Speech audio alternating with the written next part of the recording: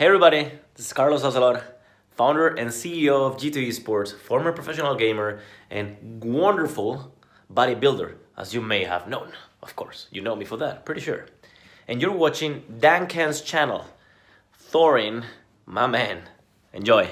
The context of the most recent FaZe Clan lineup where they had OllieJ in the team, the formation of that team joining was so crazy that the context might be lost because people look at the team now and say, oh, obviously, in theory, it's the most skilled team in the world and they have fantastic players at every position. But what people forget is the previous FaZe lineup, the one that had Alu and Kiyashima instead of Guardian and OllieJ, was already called by many the most skilled lineup in the game. I think it was between them and SK Gaming with Phelps. These seemed like the teams with the most raw skilled man for man, and the teams that if you took each player and compared him and contrasted him to his corresponding kind of role and player in terms of the hierarchy of another top team, FaZe Clan would win out or SK would win out. So the player break, bringing in OllieJ and Guardian after that, was ridiculous. Like, this was legitimately adding two more people to the team who had been the best player in the world within recent years, and then you already had NiKo there,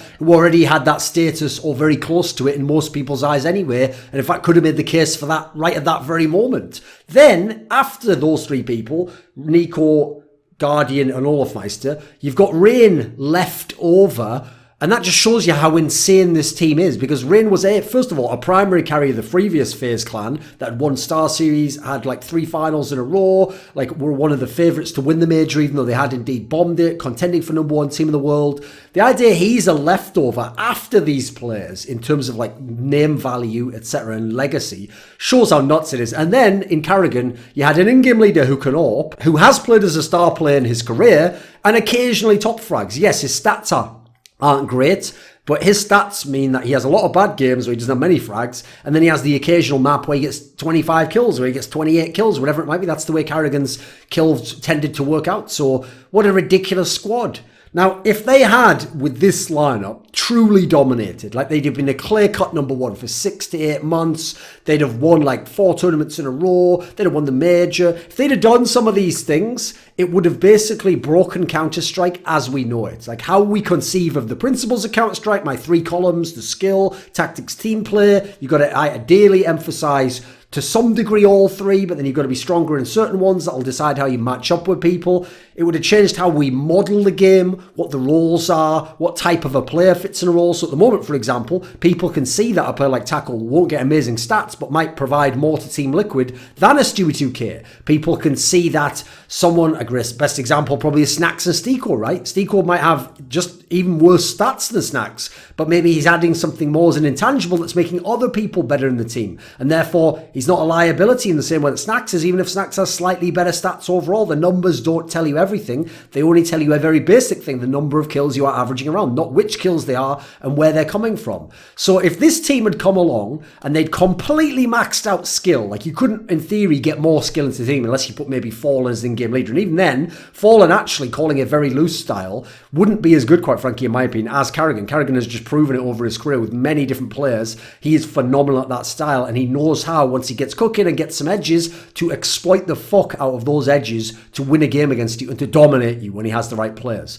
So if they'd have been able to completely max out skill, but have fairly limited tactics, basically just going off like improvised plays by their in-game leader, some basic strats, and then varying between the two of them, way less team play than all the other elite teams, maybe every elite team in history. In fact, any team that's challenging for greatest team of all time, like FaZe Clan's lineup has way more team play than FaZe Clan. Even the Virtus Pros of the world, etc. These NIP, these teams all had like natural team play, synergy between certain players that clearly superseded what FaZe Clan brought. You look at the other teams at the time when FaZe Clan rose up with this lineup, and some of the teams that we've had since, how much more team play there is. So as much as Mousesports might be the poor man's FaZe Clan, they've looked like they worked a lot better around each other than FaZe Clan did, partly because of having a more strict hierarchy of which players in play in what way. Team Liquid, obviously, a lot of fabulous players, some really good team play at times. That's why they've been such a consistent team. Astralis, it goes without saying, team play is one of their biggest qualities. I would say people actually overrate the skill of Astralis. And then Na'Vi, say what you like about some of the players, Edward and Zeus playing shit at times. They knew what they wanted to do within the concept and the system that Zeus had. So they were able to play around their star players and to show some semblance of team play.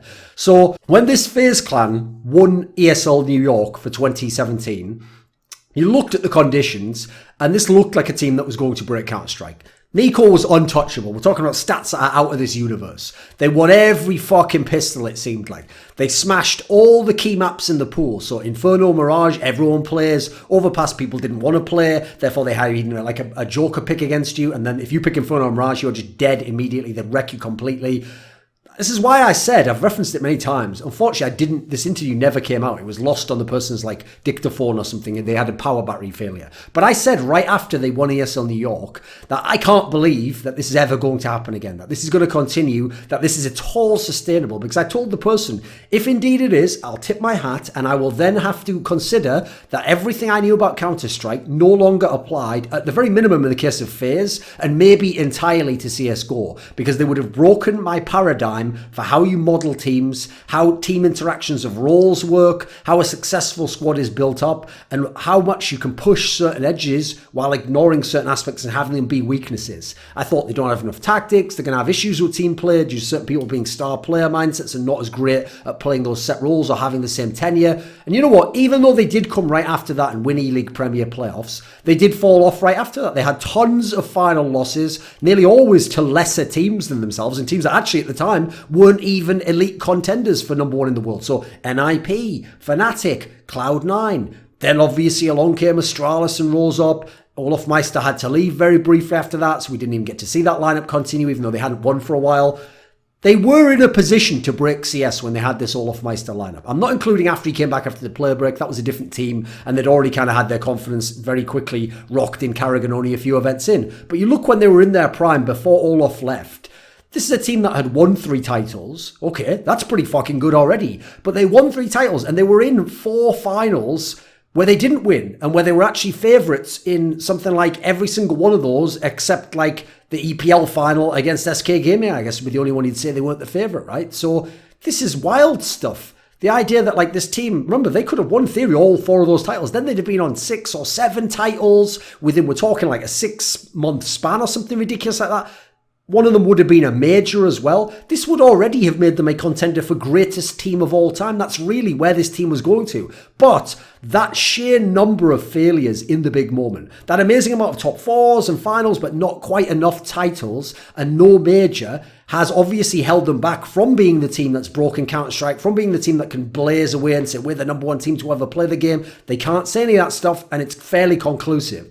So let's look at the upside of the FaZe Clan team, and then you'll quickly see that some of this stuff wasn't sustainable, and therefore the downside, especially as months go on and people study your demos, people recruit specific players to counter some of your advantages, and people figure out your style, it's easy to see why FaZe Clan's dominance was very, very strong at the beginning and then gradually bled away over time. Because, first of all, I always thought the biggest advantage they had was the raw player strength. First of all, collectively, and then secondly, man for man, meant that you didn't have players on FaZe Clan that you could kill and then go, right, the round's got a lot easier now. It's going to be easy, just hold a position or just like let them back off. Like, it's not like if you were playing against G2 most recently, if Smiths and Body are in the 2v4, you kind of give up on hope that they can win it and the opponent knows we're probably going to win this one, as opposed to if Shox and Kenny S were the players alive. Likewise, if you go to FaZe Clan, you look at their team, realistically, if Rain's still alive, you know, there's a chance for anything to happen. He's an amazing clutch player. If Carrigan's alive, he's actually an unusually good in-game leader at 1vx. If NiKo's alive, you've got all your work ahead of you. If Guardian's alive, so much you can do. Olofmeister, one of the great clutch players in history. There weren't players in the team. There wasn't even half the team you could kill and know that you'd won the round when they were at their prime. So as a result, they were always dangerous in all parts of the round, all parts of the map, and with all of their lineups. So it made it constant pressure to be able to kill them. And, crucially, they kept your economy weak because since they had so many dangerous players, you're very rarely team wiping them. Even if you kill them and win the round, probably you lose at least, 2 players yourself, sometimes 3 when they're at their prime. So you're constantly getting your economy trimmed anyway. And even if they lose the round, they're still getting themselves in a position that when they win a force buy, when they win a big gun round, they break your economy. And that's how they're able to dominate teams. That's how they're able to seem unbeatable and how so few teams could keep up that pressure. Astralis and North, two of the best tactical teams we had in 2017, could not keep up this pressure overall. It took teams like SK with incredible clutch factor, with incredible play by Fur and by guys like Fallen and obviously by Coldzera every time to be able to beat these guys with any consistency. Otherwise, it just wasn't realistic.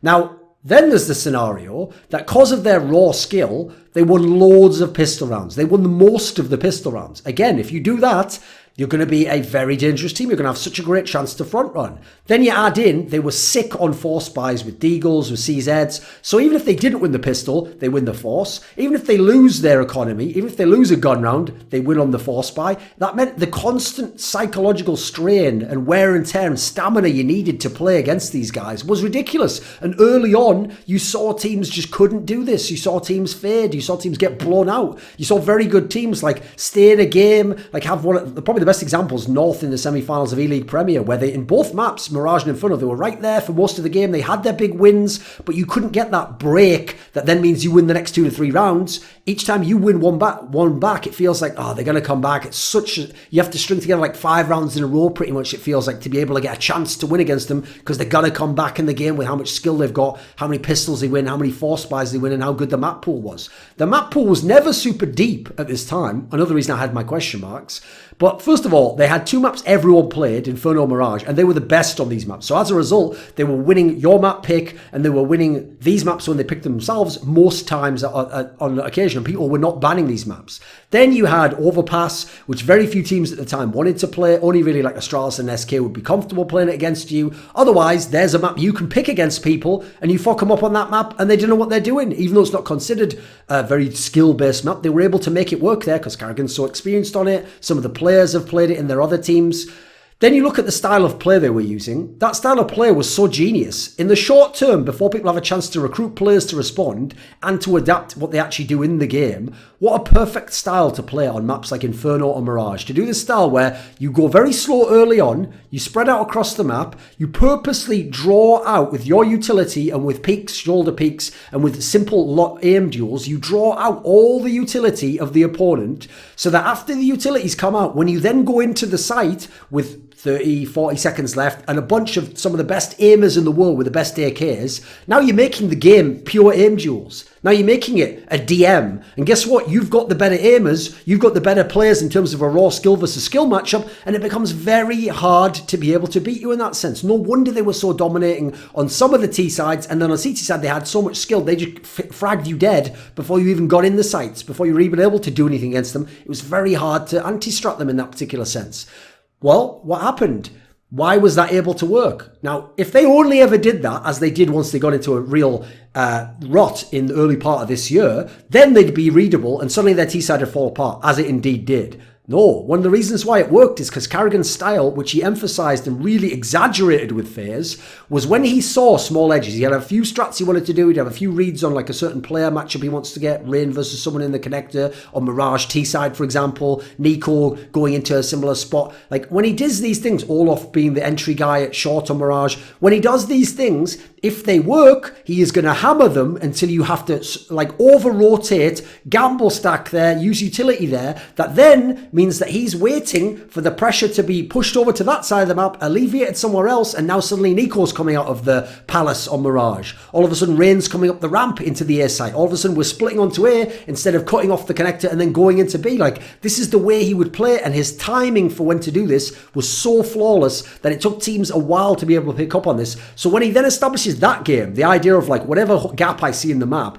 I'm going to hit you there, I'm going to hit you there hard, and until you prove you can stop me, I'm not going to stop doing that, then meant you could then also use the draw out utility style to wreck teams when they had their full economy on CT side and ensure that that round wasn't very good. And even if the CTs won the round, they lost a lot of men because of the aim duels, and therefore their economy was always teetering on the edge. And then if you get a force buy win, you break right back into the game, and it's so tough to beat you. The downside here is when all those aforementioned aspects weren't there, FaZe Clan became a kind of toothless team compared to the monster they were before. When they weren't winning every pistol round, it got way harder, right? All of a sudden, even winning force buys just gets you into the game. Never mind, gives you a lead.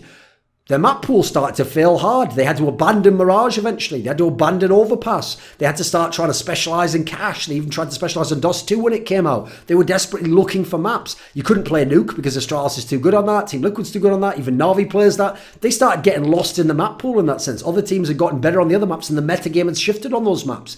Even when Cobblestone was removed, everyone forgets this. They like to big up the Valve for like making the Astralis era. Haha, if you still had Cobblestone in, they wouldn't be as good. First of all, Astralis definitely plays Cache. You saw that in that fucking Blast Pro Series final. So that is absolute nonsense. But what everyone forgets is, wait a minute, what about FaZe Clan? FaZe Clan's permaban was Cobblestone as well. If that gets removed in Dust 2, in theory a more skilled map comes in. Why isn't FaZe Clan the #1 team in the world? Why didn't they take back over from Astralis even just before and obviously afterwards? Why didn't, when Orf came back, them get back to this point? Exactly, it's not as simple. And then, as I said, people figured out the whole wait out the utility style. Most notably, I don't think they consciously figured it out as much as intuitively. Cloud9 in the major final did a very good job against this on that third map of Inferno. They're actually doing a pretty good job on Mirage as well. And as a result, we're in position to win every single map of that series and obviously did win the major itself. Now, one of the reasons why I also thought people exaggerated how extreme FaZe Clan was is because it's not like they did just get 4 skilled players, turn them completely loose to do whatever they want, and then Karrigan just sit behind them. That's why whenever anyone suggests Karrigan didn't do much to get all those amazing semis and finals and trophies for FaZe Clan,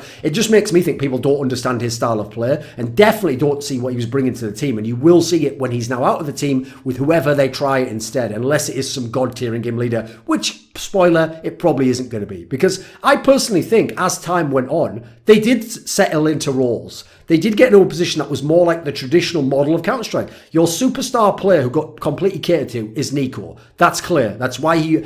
I know early on, who's it going to be? Will it be different persons on each map? No, eventually it just became Nico. He was the only guy consistently who could mega carry. Then you had Guardian. As much as he's an AWPer, gets given the AWP a lot, gets given the room to work with, gets given in some of his spots. Sure, not as bad as Guardian in Na'Vi, where he was just the monster. Everything was built around him. This was more like, I always compared Guardian in this FaZe Clan to an upgraded version of Alu. A guy who's going to hold certain spots. If you give him certain AWP angles, will get his shot off. If he has a hot game, takes over the game, can win some clutches. He's basically a better version of Alu, a greater version of Alu.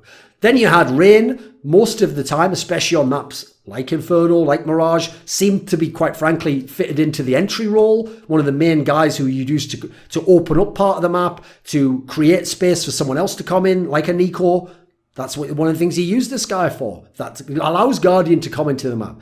Olaf Meister, on certain maps, he played entry angles with people, but I always thought he actually fit more in kind of the support angle, working with people, facilitating them, relieving pressure from them so they could do things and rotate off certain spots. Karrigan generally was more supportive anyway, and on CT side seemed to give himself some of the bad spots to allow his star players to have their best spots, because his philosophy, he even told me this, was if I have the best players in the world, of course I should win. So it's up to me to figure out how to get the best out of them to win the game. It's not about himself feeling comfortable inside the game. So he was willing to give some of that up, even though people might think because it's a skill team, he should be fragging as well. No, he was doing his job quite well, frankly, until maybe the last few months and maybe towards the end of when they had the stand-ins. So because they had more skill at each position, but not as much team play and cohesion, that meant that they still were very, very dangerous from the traditional model, but they didn't always harness all the strengths of the traditional model. They weren't propped up by a team play base in the same way. That's why I always suggested, pretty much the whole time after it became clear they weren't going to be the best team of all time,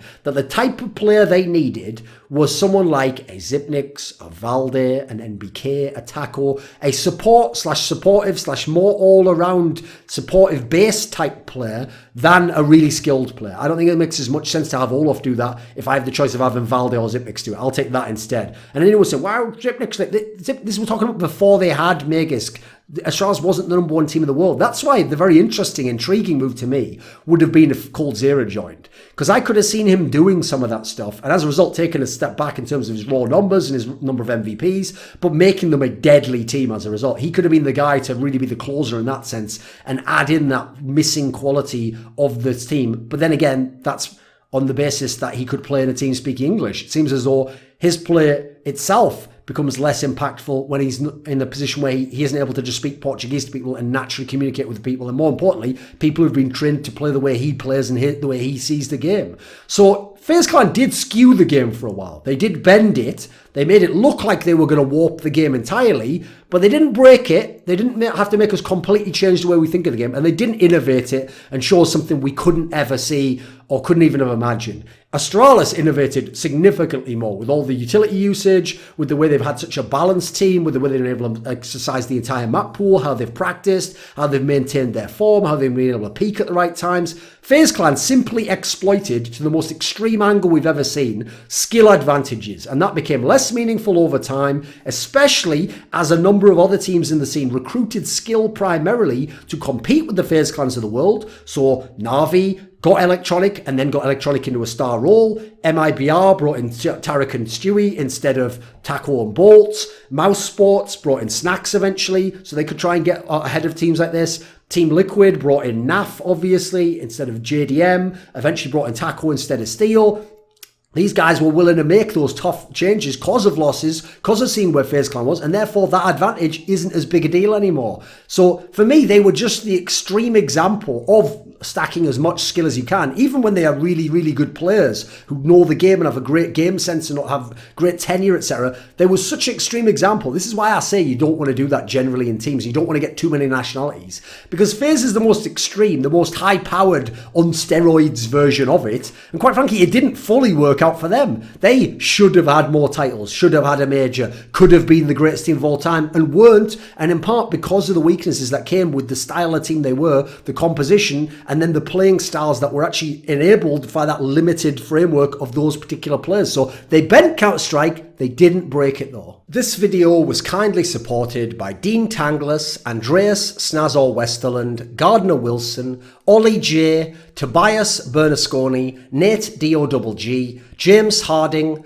Kyla Harris, Travis Greb, Daniel Yordanov, and as always, a special thanks goes out to Jerky's Minion. Would you like to suggest a topic or a guest for some of my upcoming content? Perhaps you want to ask me a question in my monthly AMA. Do you want to see some teasers? See who's going to be the next guest on one of my shows? Maybe you want to take part in an esports discussion with me. Well, put your money where your mouth is and join the Scrilluminati today at the Patreon link in the description box below.